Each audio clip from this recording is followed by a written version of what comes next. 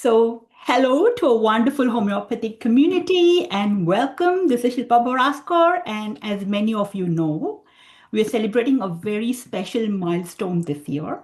This is the 19th anniversary of my Argentum mentoring program, and to mark this occasion, I have the absolute pleasure of sitting down with some of my brilliant Argentum members to share their stories of growth and inspiration. So, today I'm so delighted to introduce you to Babette. Now, she's been an integral part of our mentoring community over the last 2 years, and her journey is one I know you will resonate with, so many of you. So, Babette, a very warm welcome. Thank you again for joining us. Thank you. Thank you very much. So, let's dive right in. And could you start by telling us all a little about yourself? Your background, where you are practicing in the world. Okay. So I'm located in the US, but I do consultations with people worldwide via Zoom Hmm. consultations. I work mostly with children who are diagnosed with autism, Hmm. children who have PANS and PANDAS, Hmm. and adults and children with other autoimmune conditions. I also teach at the homeopathic school that I attended. Yes. Um, my background is in naturopathic medicine, massage therapy, acupuncture, and traditional yoga techniques for healing for health. Wow. But homeopathy is my first and deepest love. Great. So tell us, take us right to the start. Tell us what was your biggest challenge when you first finished your school? I kind of felt like I was dropped into the wilderness and didn't know where to go. So, how to find clients that are interested in homeopathy was one challenge. Um, though what I started to see is more people are rapidly beginning to understand what homeopathy can do for them. But there's also a large number of people that aren't aware of homeopathy yet. So what to do about that, right? Also, I felt that even though I had a great foundational education in homeopathy, I didn't really know enough about miasms to feel confident in miasmatic prescribing. And Yeah. I also didn't really know very much about nosodes, sarcodes, isopathy. So I was kind of struggling with all of that. Got you. So tell me about what was it about homeopathy that fascinated you? What did you want to give your clients? How did you get your first clients?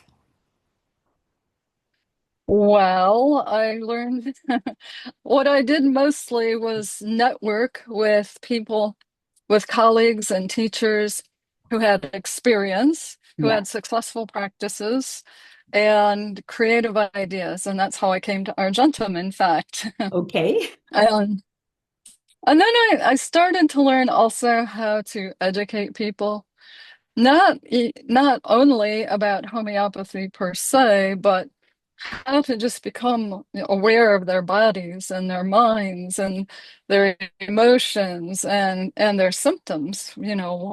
What makes it better and worse, or what time of day is best for you or not so good for you. So just helping people become aware of these things was huge. Hmm. So you started your practice. How did teaching come into play? What was that balance about? Well, one of the things was I wanted to get really good at acute prescribing. So part of what I do is teach an acute prescribing study group.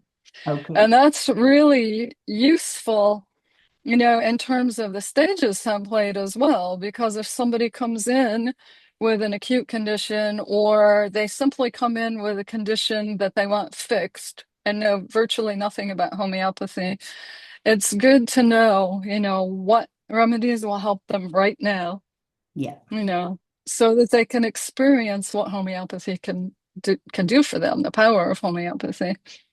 So how did teaching help? It helped me. Basically, I made a series of documents. So let's say somebody asks me a question. Well, what do I do for, let's say, bloating and a headache premenstrually? Okay. So I'll make up a document of all the most commonly used remedies for that and what the specific symptoms are for each one. Then I teach that to my students and Sure. I'm learning it as well. So I have several documents now for specific, very specific conditions.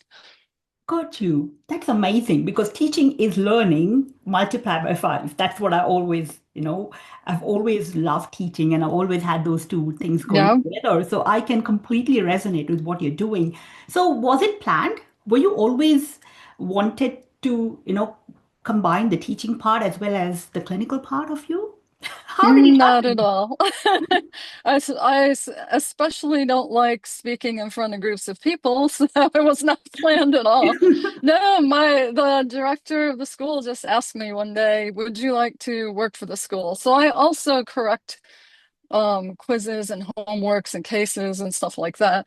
And then she said, "Oh, and by the way, you're taking over the acute study group." Wonderful. And so, yeah, it wasn't planned at all. It just happened. But it's a lot of fun. We repertoire cases, the students bring in cases, we repertoire them, and we can see like on the spot how it's working. So it's great. Wonderful. So, Babette, talk about your clinical journey. What steps did you take to overcome those initial hurdles? You mentioned miasms and, sarcodes and nodules. Why do you think that was important for you to be able to practice in a way? There are so many homeopaths who might not really think that's important, right? So tell this into that. What was it about Right. it? Well, because I began to realize that it's needed for some of the more difficult cases. Mm-hmm. As I started learning from others, vaccine damage, for instance, it's crucial to learn how to clear vaccine damage. It's crucial to learn how, other things that work for children with autism beyond just classical prescribing. So, and I seem to get a lot of difficult cases. So, yeah, I Mm. was really needed. I really needed to learn that. Got you. So tell me about what was your experience when you started using the template that you mentioned, the stages template. What was the experience of implementing that in your practice? Well, first of all, just better understanding how to meet my clients where they are at. So I wouldn't, if somebody's coming in for something very specific, like let's say they're having an acute allergy attack, I wouldn't, or like hay fever, for instance, I wouldn't drag them through telling me their whole life history. I would keep it at that stage and treat them at that stage. But I might plant a seed like, well, this is, I can give you something to treat your symptoms right now, but this is connected to a deeper disease phenomena.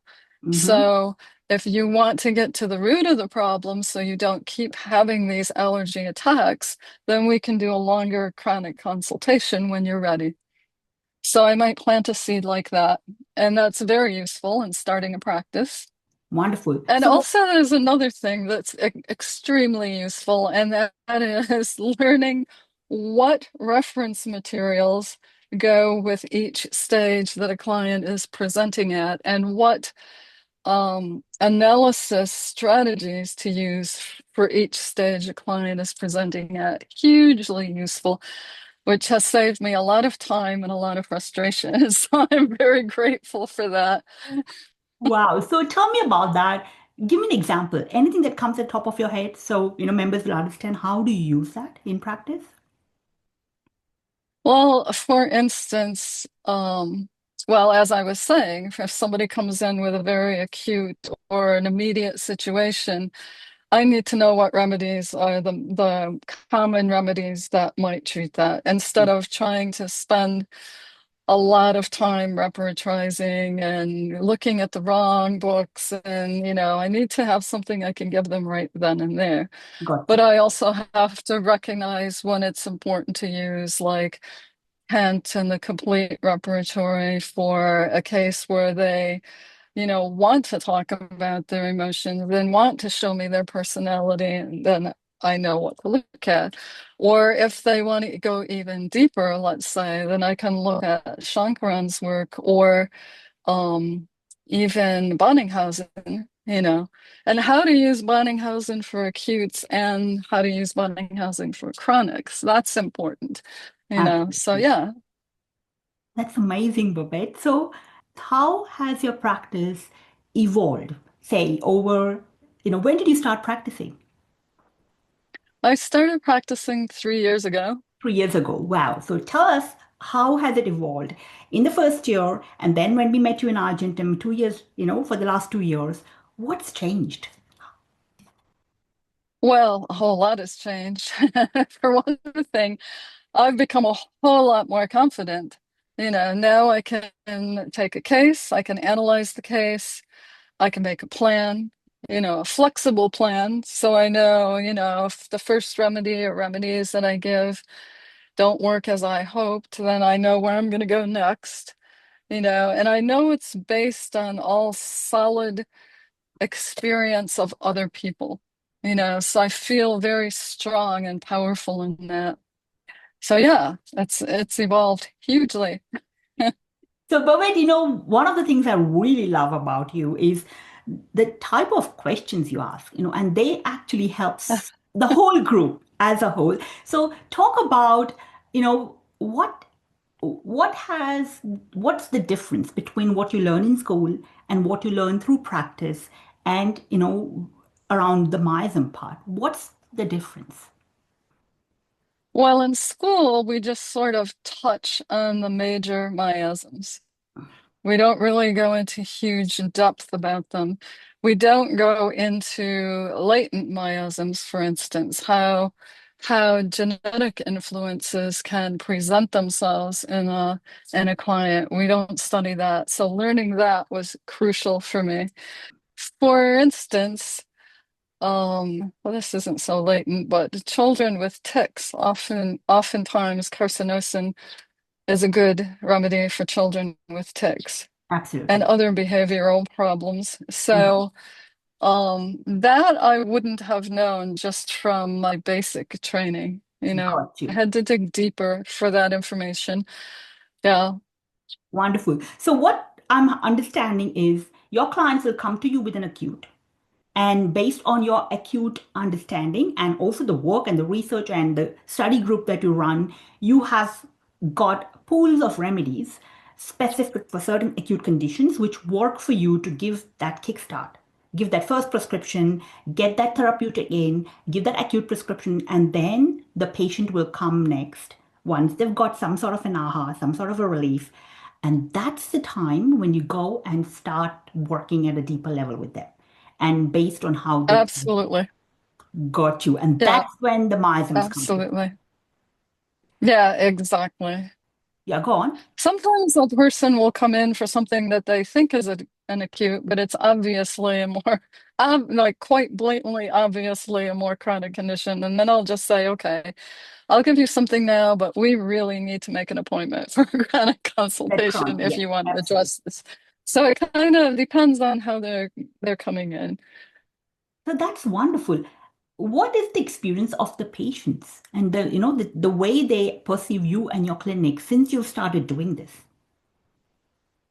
Well, a lot differently, mostly because I've become more confident, because I know where we're going to go and how we're going to do it and what the results are likely to be now. Whereas before, I was still uncertain, still felt like I didn't have enough tools. Got you. So if you have to, give one piece of advice to new homeopaths, when they begin their practice, what would you tell them? I would tell them, first of all, stay grounded in your foundation of your homeopathic education, but also don't be afraid to think outside of the box. And keep learning from people who have more experience. When you do these things, when you have an open mind and you keep learning, then things will connect for you in ways that you never imagined possible when you were in school. It just happens. Things start to click. Yeah. Really. And so it's just a matter of time and it will happen through time. Great. And just have that patience and trust and it will flow through time. Yes. Yeah. As long as you keep learning. As long Don't get stuck in one rut. Keep learning, keep experiencing, keep taking cases, keep, going forward. Don't be afraid. Keep going very forward. Because you learn. If you make a mistake, you'll learn from that more than anything else, right? So I believe in a world where there are no mistakes. great. That's wonderful, Babette. So looking ahead, what is it that you really want to create with your homeopathic practice? Say 5 years down the track, 10 years Mm. down the track, what are you looking at? Oh, that's a good question. I would like to do enough education that I see an exponential increase in the people that know about and utilize homeopathy. That's one thing. And especially, I would like to see a lot more children come for homeopathy. Because if we can treat children, we change the whole course of their life. They won't have to go through the misery that some older people are experiencing because they were not treated appropriately, True. or they had a lifetime of suppressing symptoms. So yeah, that's what I would like to see. But when I when I treat children, I often treat their families as well, especially their mothers, because that gives them a good foundation in their treatment to treat the mothers. Absolutely. Great. When you treat a child, you basically, expand to the whole family and you heal families Yeah, in some way. Wow. absolutely. Yeah. Great. And it's so needed right now. Well, that's amazing. A big thank you thank you so much. It's been an absolute pleasure speaking with you today. And I think, your short journey, 3 years, but it's a real testament to the dedication, to the growth. And I'm so grateful you shared it with us. 3 years is where most people will give up. And you are Oh no. somebody who is not looking forward to go to the next level, right? And I just Yeah. feel having somebody and seeing that energy is so contagious. And that's the whole Oh, idea. good. So, Good. Yeah, yeah, I never give up, and I'm going to be at Shankaran's level someday. I love it. All the power to you. Wonderful. No, thank you. Thank you for And having me, and congratulations on your anniversary. thank you. And also, a big thank you to all of you who are watching. I hope this conversation has offered you some valuable insight, some encouragement. Wherever you are, you're a student or just starting to get there, that this is just one of the many inspiring stories we'll be sharing to celebrate my 19th anniversary. And so be sure to stay tuned for more. But thanks again for joining us, and goodbye for now.